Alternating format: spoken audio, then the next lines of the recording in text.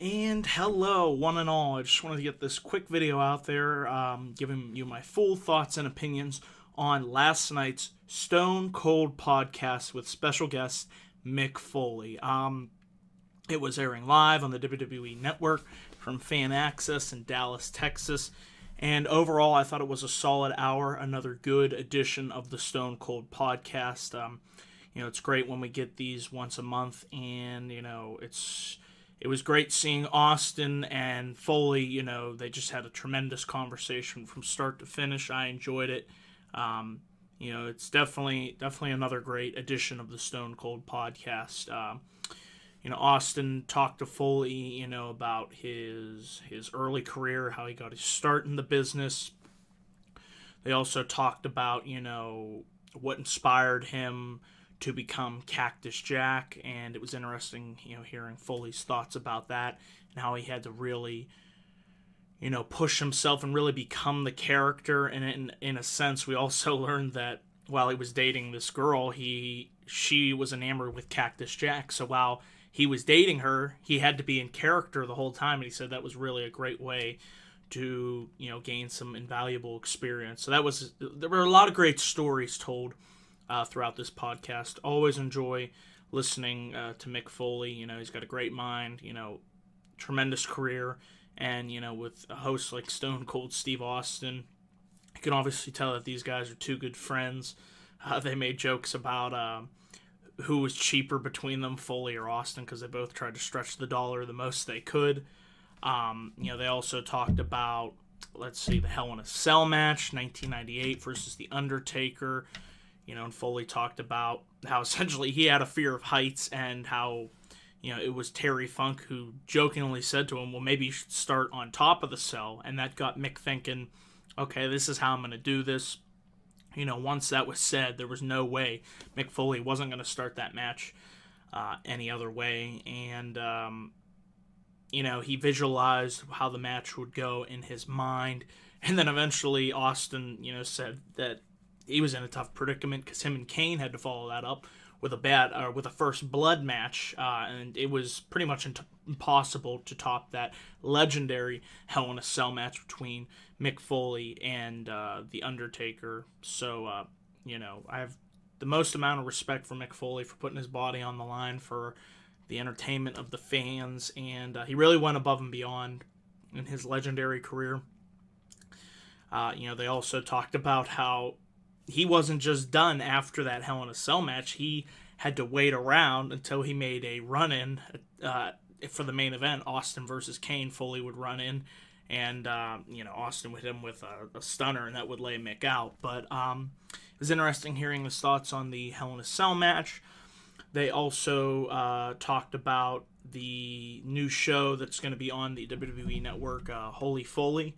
It's going to be about following Mick Foley around with the interactions with his family. So that should be a good series airing on the WWE Network in August. So look forward to that. They brought his daughter out.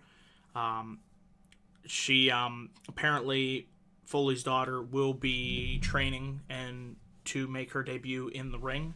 I'm not sure where that currently stands, but she is training to become a professional wrestler, following her father's footsteps. But they made the joke, you don't want to go that far, down that far of a road with all the injuries and whatnot. But it will be interesting to see, when his daughter will make a debut, possibly in NXT sometime down the line. And Foley said that he would obviously be training her and teaching her the proper techniques inside the ring. So that'll be definitely interesting to watch in the months and potentially years to come. They also, Mick Foley talked about the importance, this was really interesting, of, how he was at the Raw in Pittsburgh on March 14th, and how he was initially disappointed with just being told that you're going to be doing a backstage segment. He was kind of like, couldn't even be in the ring, go out to the ring and cut a promo. Then Foley, once he did the backstage promo with Dean Ambrose, he thought about it, and he realized that even the littlest backstage promo can be a very important segment, and you have to take all of that very seriously. You have to put 100% effort into that, and he really felt that that backstage promo between him and Dean Ambrose was a really effective segment, as did I, as I was in the audience that night. Mick Foley got a huge pop, chanting Foley, Foley, and the interaction between him and Ambrose was awesome to see, so he elaborated on that, how he gave Ambrose the barbed wire bat. Really spoke very highly of Dean Ambrose ahead of Ambrose's huge match against Brock Lesnar at WrestleMania on Sunday. So it was nice to see somebody of Mick Foley's stature, really talk highly of a guy like Dean Ambrose, who is truly awesome and one of the best wrestlers on the main roster right now. So that was good to see. And like I said, there were other topics of conversation. They talked about the legendary C4 matches that Mick Foley competed in against Terry Funk. I believe it was the King of the Death Mountain tournament over in Japan. And they talked about how Vince, was really not sold on hiring Mick Foley. JR really had to push Vince, and eventually, he debuted April 1st, 1996 as Mankind, and took off from there. And Foley told us how that interview conducted in, I believe it was May.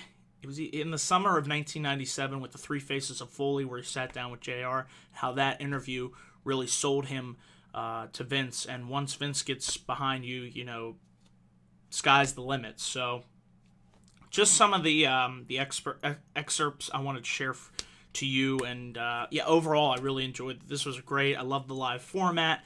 They shot it in the ring at Fan Access, so I thought that was really cool, having a live audience. Really thought it added a different perspective.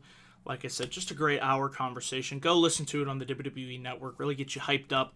They talk about, of course, WrestleMania and the grand scope and spectacle of it, and how Mick Foley still, he is amazed that, what it has evolved to 32 editions later. So really get you hyped for WrestleMania 32 on Sunday. So yeah, I'm giving this podcast 2 thumbs up. Really good listen.